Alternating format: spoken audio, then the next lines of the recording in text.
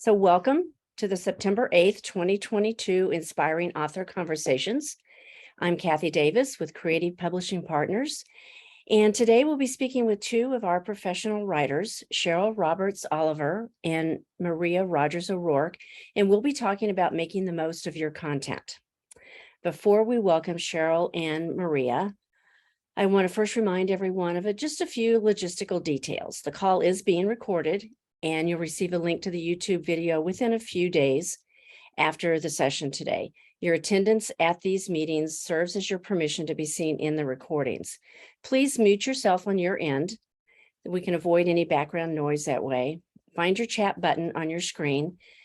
And remember to type your questions into that chat, and we'll be sure to get to those during the call. We promise to end the call around noon or shortly thereafter. Sometimes we go to 12:15, but that's usually the longest that we'll go.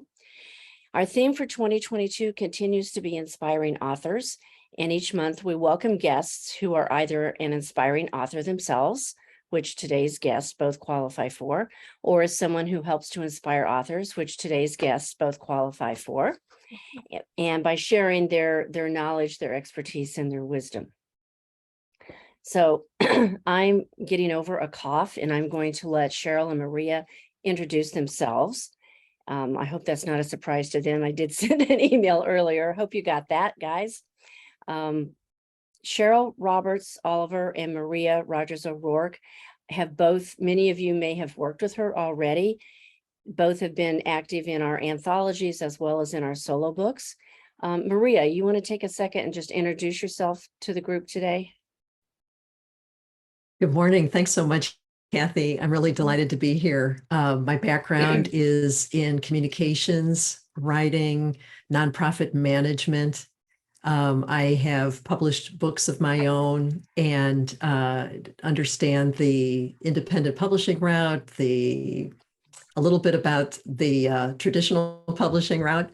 And I'm just so excited to be a part of the work that Davis is doing, because I love to help individuals and companies tell their stories.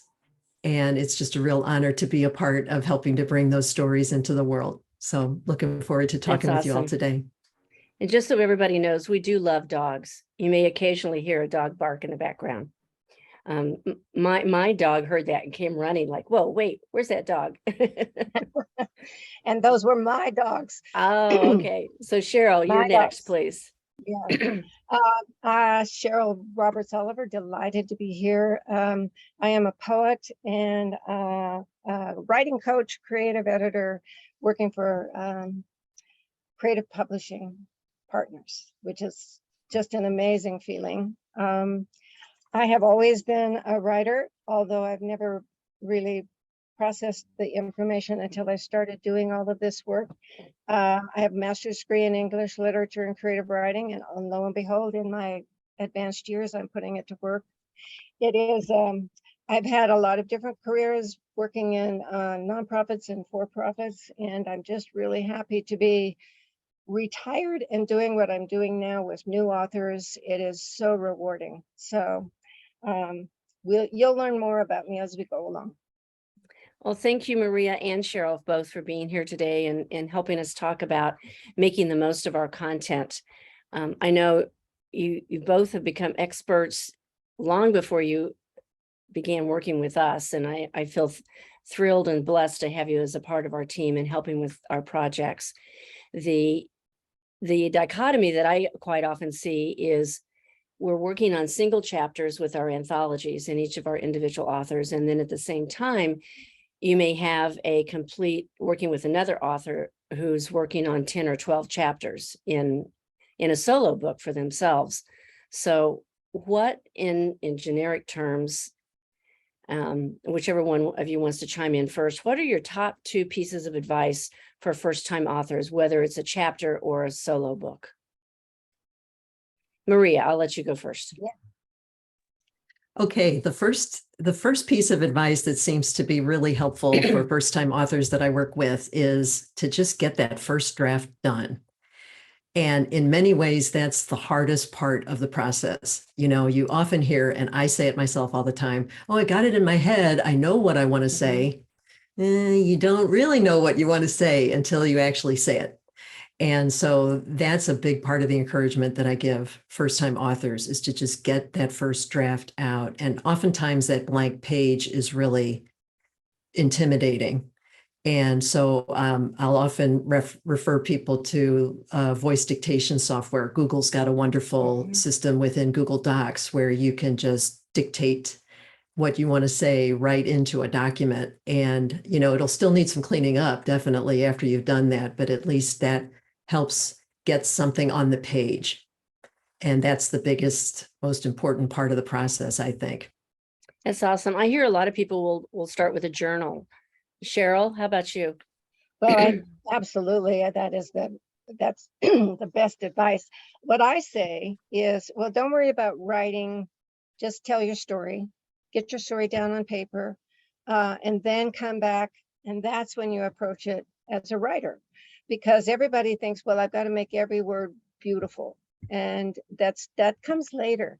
First of all, you got to get the skeleton down. And I've never been very famous for liking to do outlines, but if you can just sit down and write the story, then you'll have that framework that you need to come back and make it more articulate.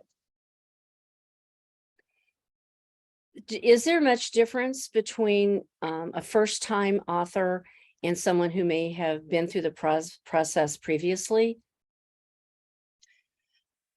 I think so, but it's a kind of a mute point, because the people who have been through it previously, and Maria and I can attest to that, is that every time you start a new writing project, whatever it is, a chapter or a solo book, there's still that same trepidation.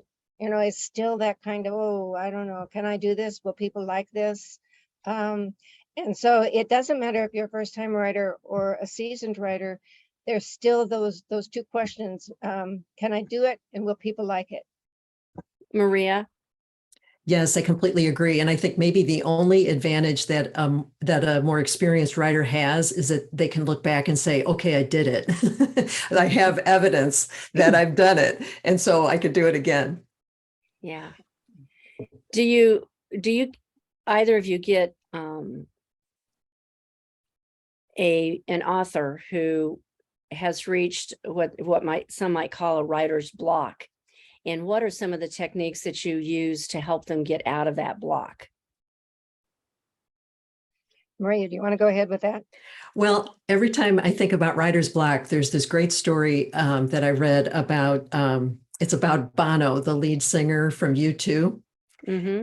And he was a young man. He was like in fourth grade, I think the story goes. And his real name is Paul Hewson. So little Paul was sitting in class in fourth grade, and his teacher was speaking about the poet William Butler Yeats, great Irish poet. And apparently Yeats suffered from writer's block for like 10 years. He didn't write anything for 10 years.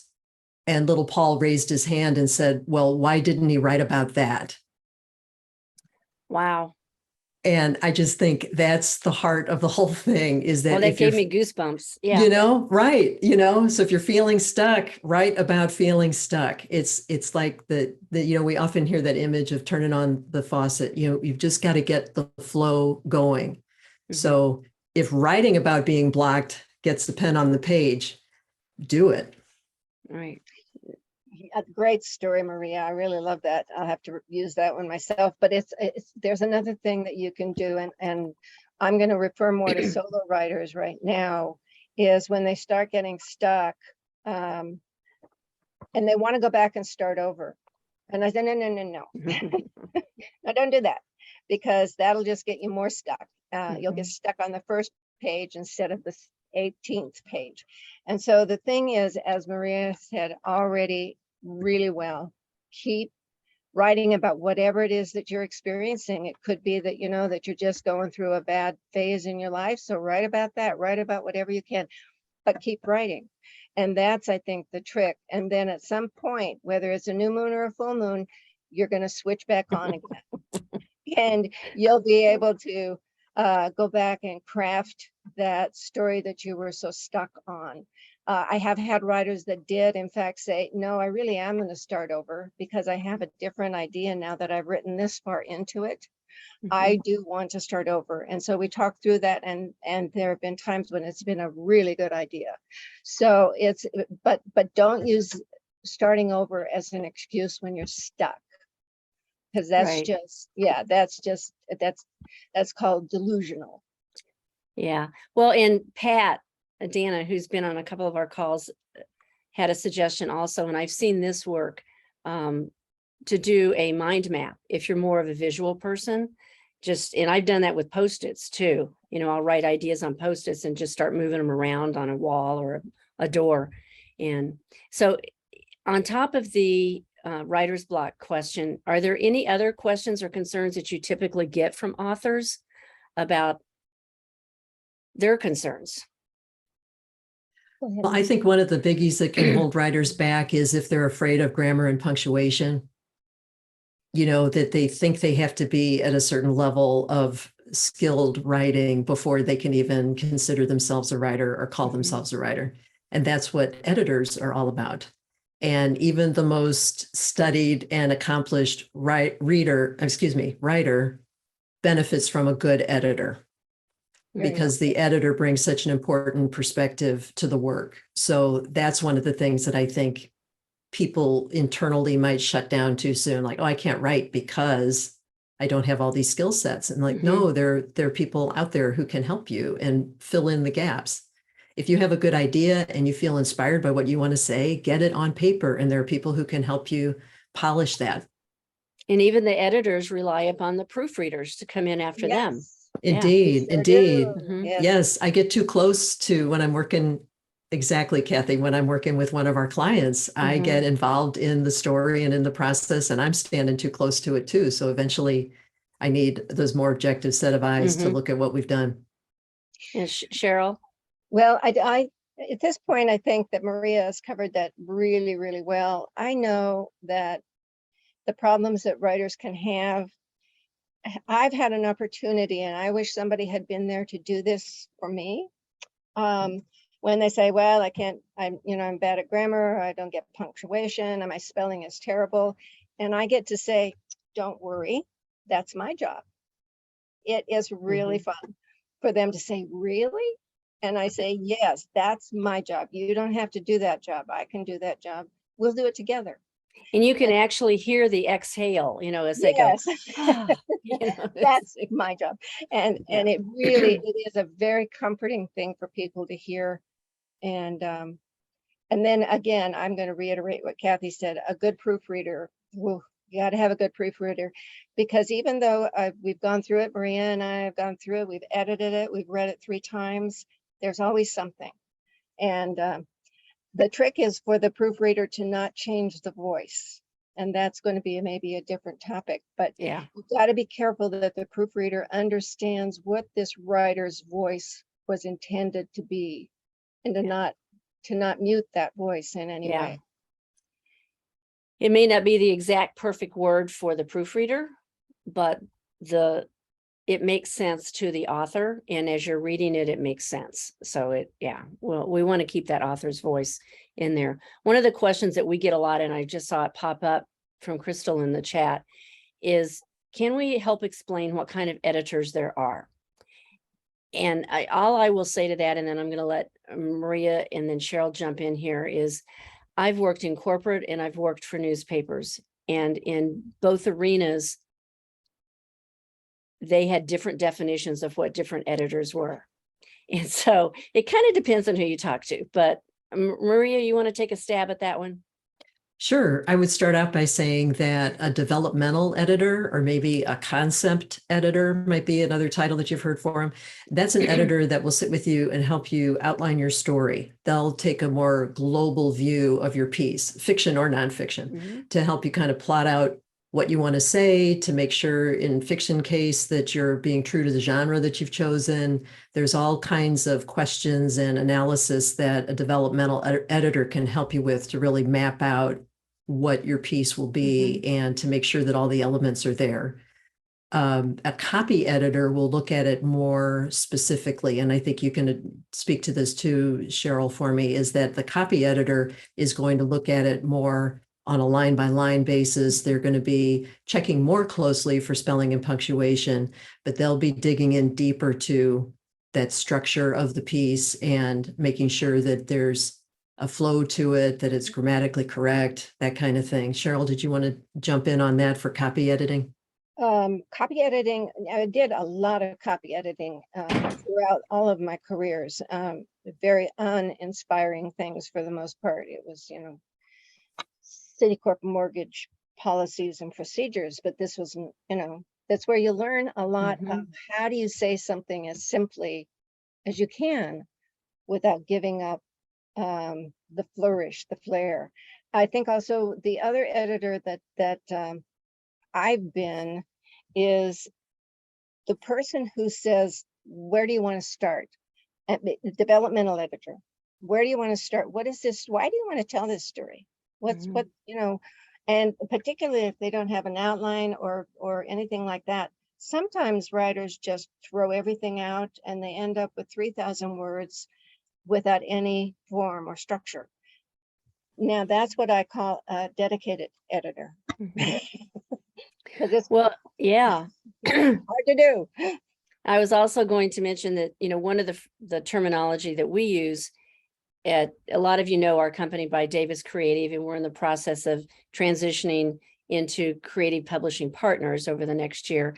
So you may hear different versions of what we call ourselves, but on the team itself, we have developed what we call the writing coach, because we found a gap in the traditional system, in that quite often an author that comes to us, there's different types. What I've seen is that either they know they want help going into it and still want to stay involved in the writing process, because it's very much like birthing a child. This is your piece, this is your moment, this is your story. And then there are also some authors who would rather just turn that over and let the writing coach do most of the work and let them have conversations, kind of like a pseudo ghostwriter. And so the writing coach kind of moniker that we use is a little bit of that both, but it's not, the proofreader part's not in there, that final editor's not in there. We bring other people in to come in behind that writing coach and the author to smooth things out, so to speak.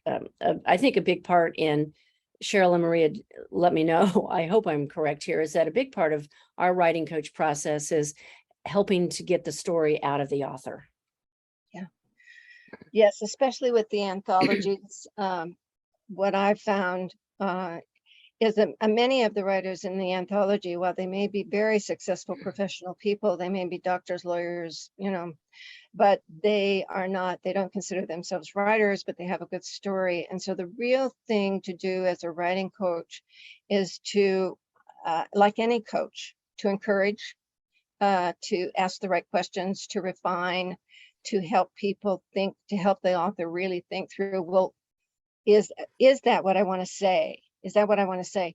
And I have a technique which I call the obnoxious yellow highlight that people are used to by now, because what I do is if something stops me in an editing process, then the writing coach kicks in and says, why am I stopping? Because in 1,500 word chapter, if the reader stops, you may never get them back. So what I do is I highlight this thing in yellow, and then that is an opportunity to go back to the author and say, what is it you're trying to say here? And let them talk themselves through that process. I can go in and make it what I want to say. That's easy. That's what a ghostwriter would do. But the important thing is for those authors to learn how to articulate their thoughts. And it's so much fun to see them bloom and evolve. It is. And I would add to that, just to piggyback on what you're saying, Cheryl, is that it's so important as a writer that you have an editor that gets you. And I think sometimes if folks are considering working with an editor, it almost feels like, their old English teacher. talking about William Butler Yeats and his Yeah. and his block. But so they go right back to school and they think about turning in papers, and it becomes this big thing of how hard it would be to work with an editor. And really the experience needs to be very different than that. To work with someone who gets your work, who has experience with your genre, with what it is that you're writing, and who just, understands you. And that doesn't mean that they're going to go easy on you. And it doesn't mean that they're not going to hold you to some high standards, but it does mean that they get who you are, they understand your voice, and they want to help bring that into the world. So if you're considering working with an editor, talk to several of them and just see who you vibe with, because you're going to be in kind of an intimate relationship with this person. You're sharing with them writings, and they might be the first person in the world that's looking at your words besides yourself. And that's a very, very precious space. And so honor your work by sharing it with an editor that you trust and that you feel you have a good connection with. You both, yeah. you both have touched on this a little bit as to what your favorite part is about being a writing coach or editor. Can you elaborate a little bit? Cheryl, you want to take that one first? I will take this one. I really do. I just love, I guess the thing that is the most exciting is for me to go through these we call them little intro sessions, and Zoom. Thank you. We are able to, see each other, talk to each other, and get to know each other. And it's literally an introductory session. And that makes it so easy for us to start moving into the writing relationship. I've said to others that, it's not, I may not know a whole lot about these people, and what they do professionally, but I know the most intimate details of their life because that's where they're starting. They're starting with the worst. In fact, it's like me saying, okay, what's the worst thing that ever happened to you? Let's write about it. And that happens. It happens more often than not, especially with the anthologies where people are really working through some struggles and challenges. So I just love being able to help, not only as an editor, not only as a writer, but truly that coaching role is so satisfying. Did that answer your question, Kathy? Oh yeah. Maria, do you have anything to add? Yes, that definitely touches on what I would say about that too, is being able to encourage the writers and seeing them grow. And and this kind of goes back to the question too about what are some concerns with authors, is that I'll hear, particularly from the anthology authors, do I have anything new to say about this topic? That they know that they're in among a few dozen other writers who are writing on the same topic. And what has been so delightful for me is to see that when every author is true to what they feel inspired to share, that is their unique take on that theme.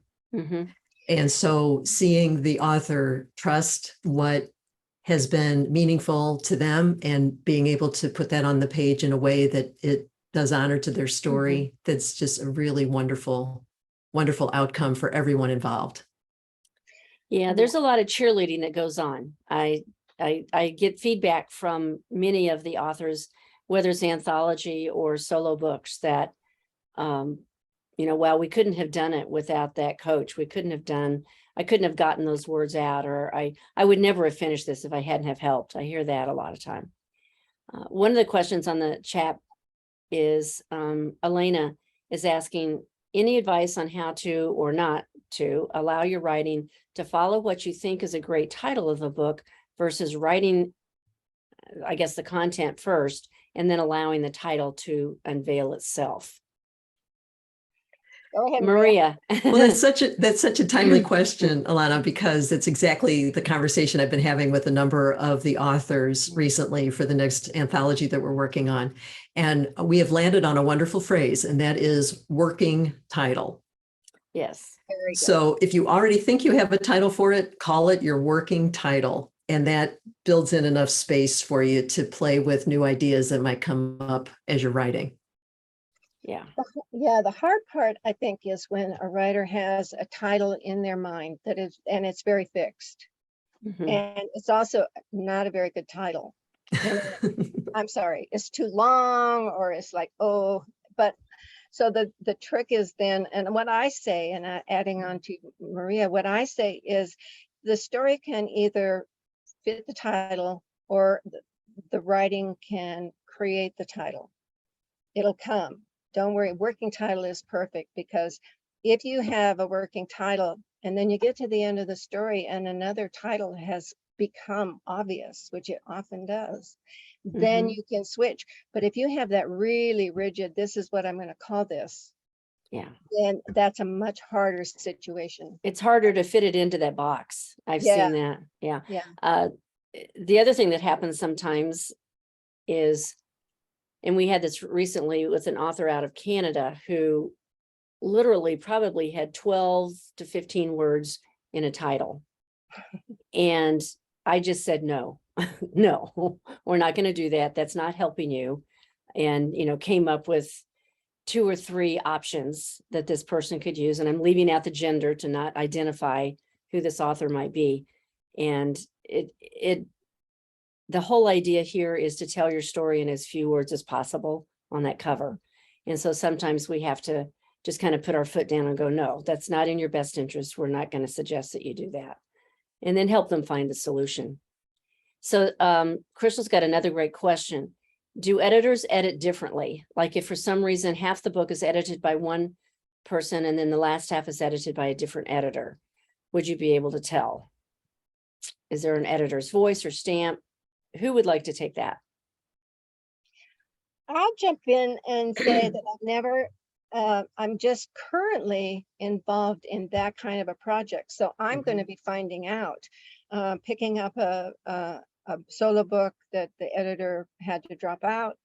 And so I'm going to go in and try, when I'm reviewing it, trying to get a feel for that editor, not just the writer, but that editor, so that it doesn't feel like it's going to be 2 different books.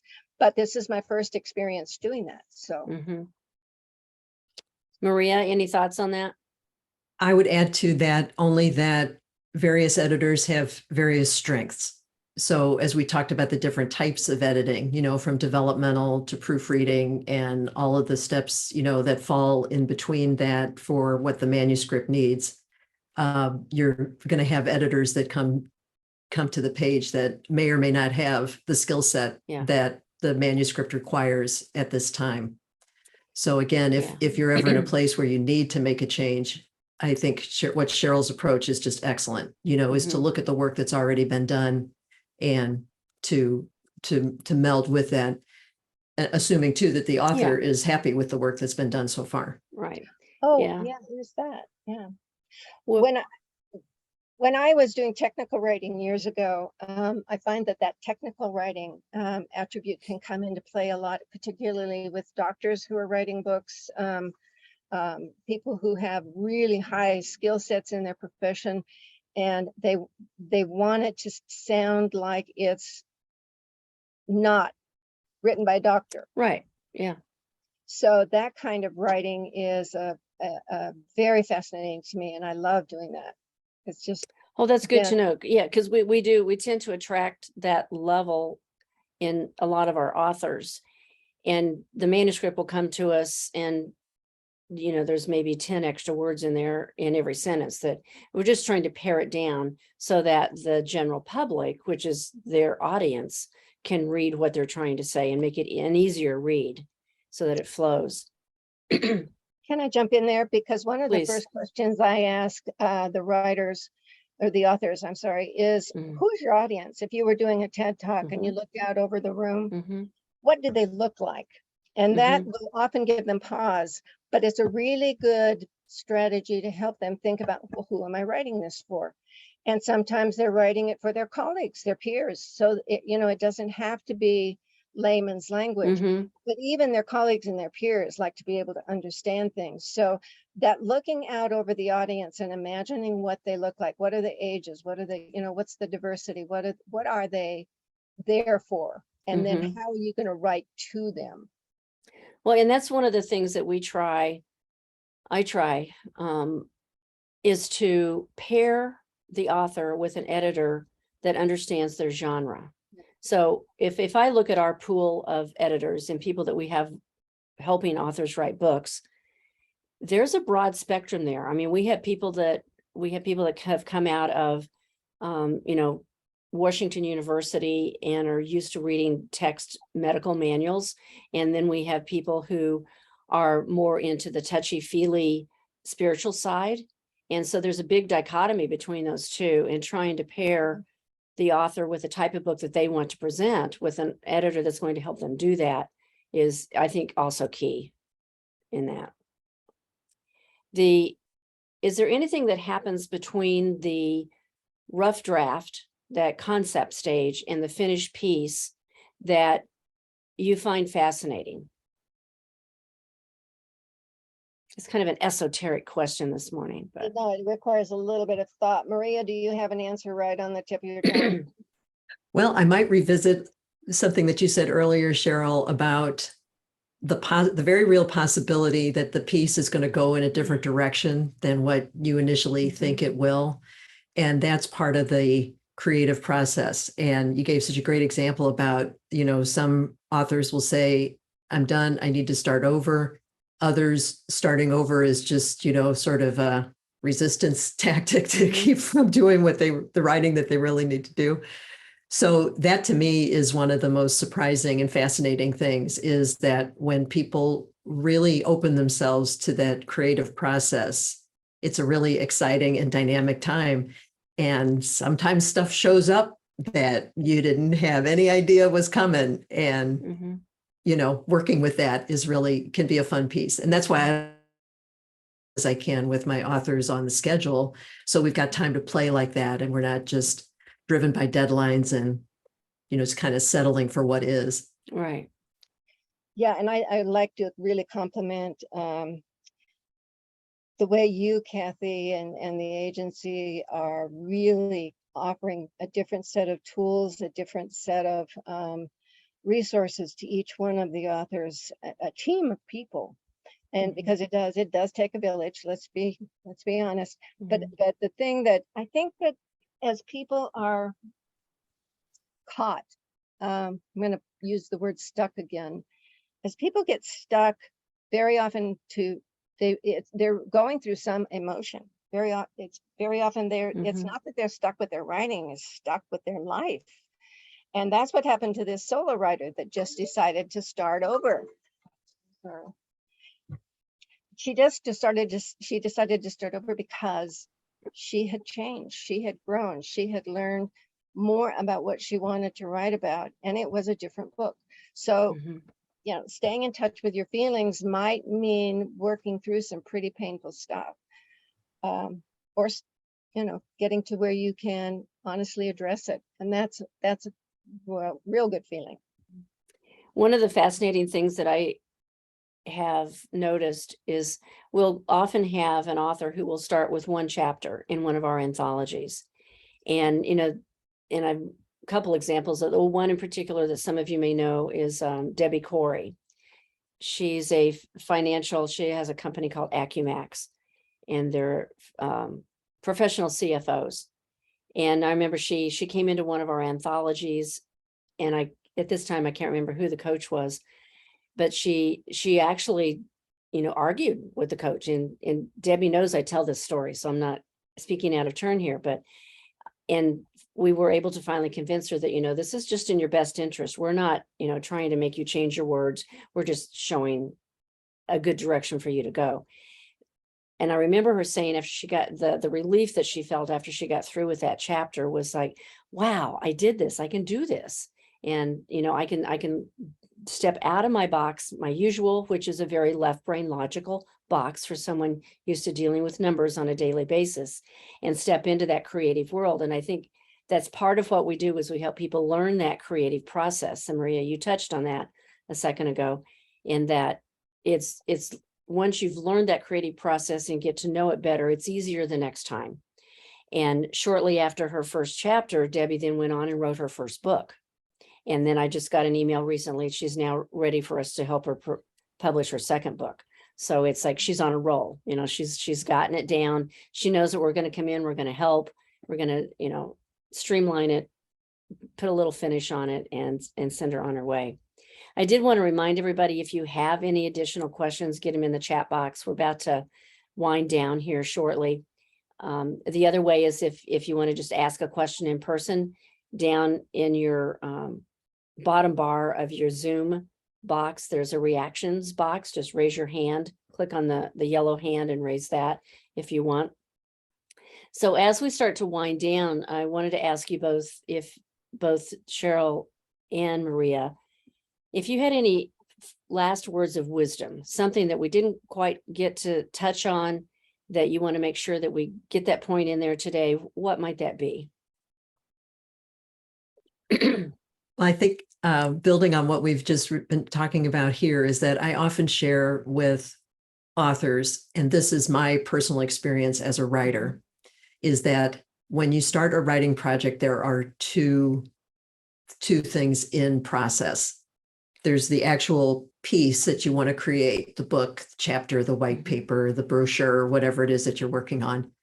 And then it's who you become in the process. And particularly with the type of writing that we're doing with the anthologies, you know, as Cheryl so beautifully illustrated. So that's the main piece of wisdom, is that if you feel moved to write, it's an amazing experience. It will transform you every time you put pen to paper. And so it's a really remarkable journey to go on, and a little scary, but as you described, Kathy, very rewarding. And so just understand that there's going to be, like life, the ups and downs and the highs and lows. But if you hold to your vision for the work that you want to create, you're a better person on the other side of it. And you've gifted the world with this beautiful piece that you've created. Yeah. Writing, and writing is like growing up in a lot of ways. I mean, it's the same sort of thing. You're writing about something and you think, okay, here I am, a 74-year-old woman who has done all these different things, and yet I'm going to write about something in this context that is totally different. And so again, going back to the cheerleader thing, the coaching thing, just being able to say, you don't have to do it alone, you know? And that's the beauty of what Creative Publishing Partners brings to the table, is that you don't have to do it alone, and you don't have to flounder around, because the tools and the resources are there. I also really feel like there's probably nothing more depressing for me personally than when I stop writing. I mean, when I stop writing, that is a red flag. Something's really going wrong. Got to deal with it. Don't want to deal with it very often. Really would rather avoid it. But that writing process is part of a healing process. Whether you're writing about, you know, a profession or an emotion, it pulls things together for you in a way that very little else does. Not even a therapist. Yeah. Well, and I also think that we all come with our years of wisdom. No matter where you are in your life span, you've earned that wisdom to this point, and sharing that wisdom is your gift back to the world. And wisdom not shared is lost forever. So I greatly appreciate everyone being here today. Thank you, all of our guests, for being here with Cheryl and Maria. Maria and Cheryl, thank you both for your wise wisdom today. I greatly appreciate it. And if anybody has any questions, be watching for the follow-up email, and it'll have both Maria and Cheryl's contact information if you want to start a conversation with one of them. Thank you, everybody, for being here today. Thanks. Bye-bye. Bye-bye.